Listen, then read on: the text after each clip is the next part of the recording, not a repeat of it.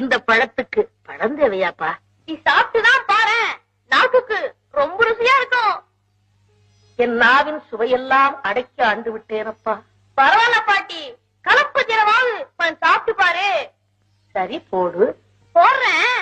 உனக்கு சுட்ட பழம் வேணுமா, சுடாத பழம் வேணுமா?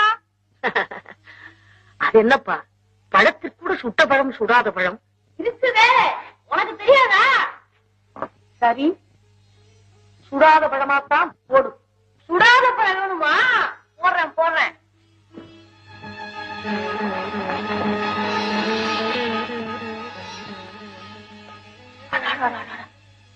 பழமெல்லாம் மண் மண்.